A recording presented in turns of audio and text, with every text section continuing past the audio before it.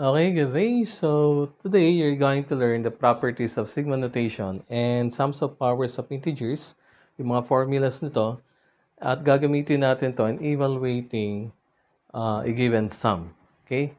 So from the properties of sigma notation, we have four properties. Number one is summation of C of f of I from I equal to M to N. So it can be written, or it can be rewrite into a form of C times the sigma or the sum of f of I from I equals M to N.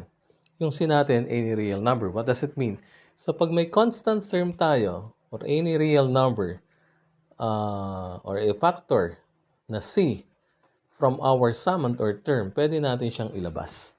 And then saka natin evaluate yung ating sigma notation or sum. Okay? Number two, we have the summation of the quantity f of I plus g of I from I equals M to N.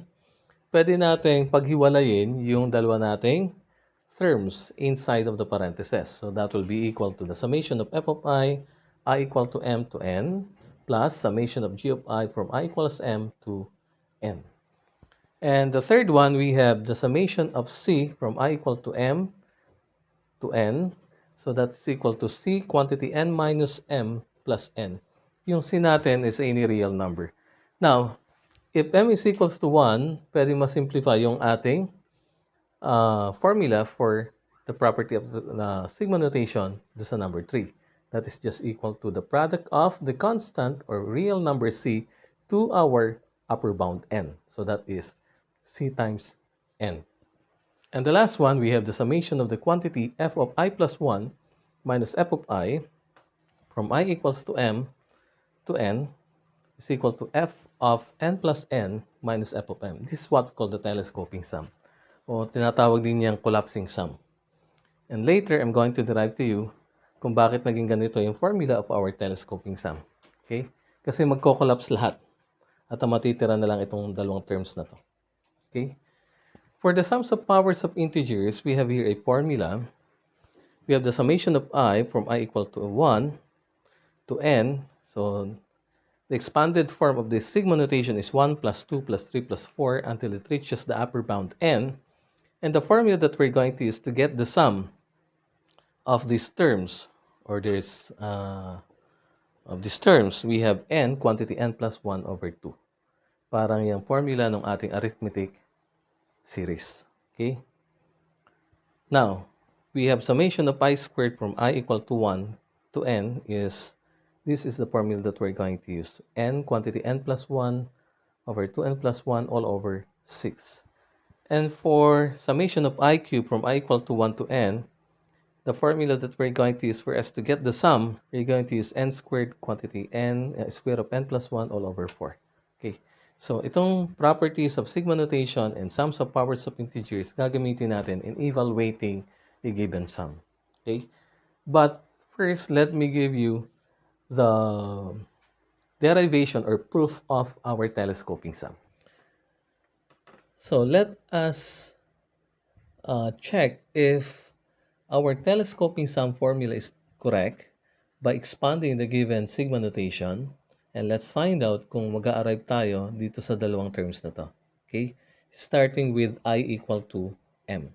And the next value of I will be M plus 1. And the next after M plus 1 is M plus 2. Okay? So we have expand natin.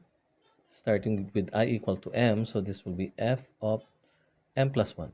Okay? Minus F of M. So that is the first term. The second term will be if I equal to m plus 1. Okay, so that is m plus 1 is m plus 2. Okay, minus m of m plus 1. Let's say the third term is f of m plus 2. So this will be f of m plus 3.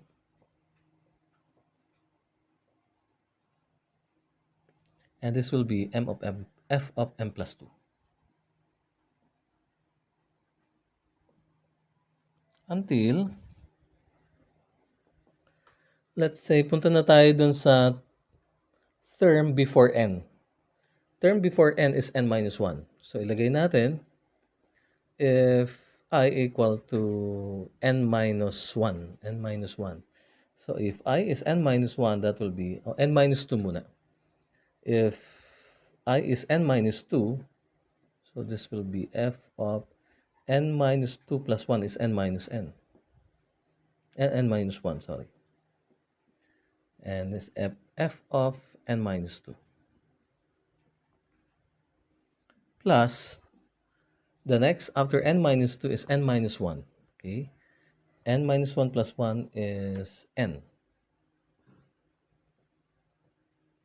This will be minus f of n minus 1. And the last term is if I equal to n. Okay, so therefore this is n plus 1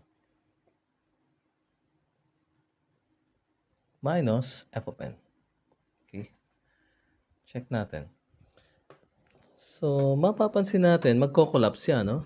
Kasi ito makakancel. Ito makakancel. Ito makakancel. So, if there is another value of I, which is n plus 4, makakancel din to. Okay?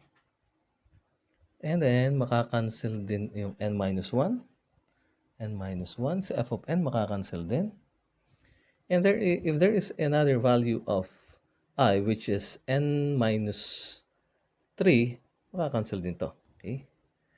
So, ang matitira na lang is this one and this one. Okay? So, we have f of n plus 1 minus f of m.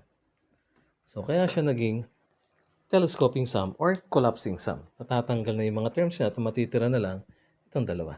Okay? So, that is the proof for our property of sigma notation called telescoping sum, also called collapsing sum. So, I'm going to give you examples on how to evaluate sigma notation using the properties of sigma notation, and the other one, sums of powers of integers. Thank you.